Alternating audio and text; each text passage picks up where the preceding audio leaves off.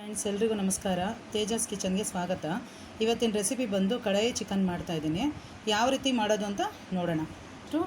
Chicken ತೊಗೊಂಡಿದ್ದೀನಿ, ಅರ್ಧ K ಜಿಯಷ್ಟು.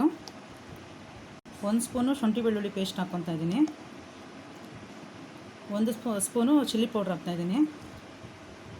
1 ಸ್ಪೂನು ಧನಿಯಾ ಪುಡಿ ಹಾಕ್ತಾಯಿದ್ದೀನಿ. ಹಾಕ್ತಾಯಿದ್ದೀನಿ, ಕಲಸೋಣ. ಹಾಕ್ತಾಯಿದ್ದೀನಿ, ನಿಮಿಷ ಹಾಗೆ ಬಿಟ್ಬಿಡೋಣ. ಇದು ಚೆನ್ನಾಗಿ ನೆನೆಲಿ.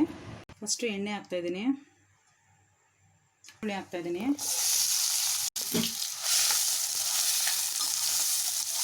ಒಂದು ಸ್ಪೂನ್ ಶುಂಠಿ ಬೆಳ್ಳುಳ್ಳಿ ಪೇಸ್ಟ್ ಹಾಕ್ತಾಯಿದ್ದೀನಿ.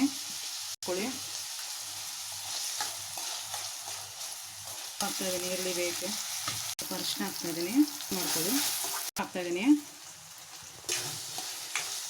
ಚಿಕನ್ ಹಾಕ್ತಾಯಿದ್ದೀನಿ, ಮಿಕ್ಸ್ ಮಾಡ್ಕೊಳ್ಳಿ. 2 ಸ್ಪೂನ್ ಧನಿಯಾ ಪುಡಿ ಹಾಕ್ತಾಯಿದ್ದೀನಿ. 1.5 ಸ್ಪೂನು ಚಿಲ್ಲಿ ಪೌಡ್ರ್ ಹಾಕ್ತಾಯಿದ್ದೀನಿ. ಅರ್ಧ ಸ್ಪೂನು ಪೆಪ್ಪರ್ ಪೌಡ್ರ್ ಹಾಕ್ತಾಯಿದ್ದೀನಿ. ಮಾಡ್ಕೊಳ್ಳೋಣ.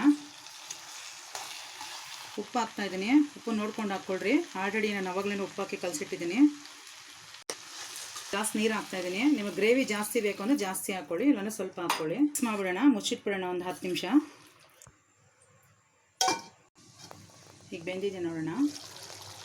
ಮೊಸರು ಹಾಕ್ತಾಯಿದ್ದೀನಿ, ಜಾಸ್ತಿ ಬೇಡ, 2 ಸ್ಪೂನಷ್ಟು ಹಾಕ್ಕೊಳ್ಳಿ, ಸಾಕಿದೆ. ಎಲ್ಲ ಚೆನ್ನಾಗಿ ಮಿಕ್ಸ್ ಮಾಡಿ.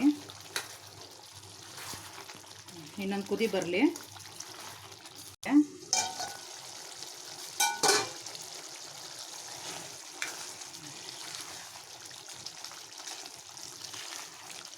ಸ್ಟವ್ ಆಫ್ ಮಾಡ್ಕೊಳ್ಳೋಣ.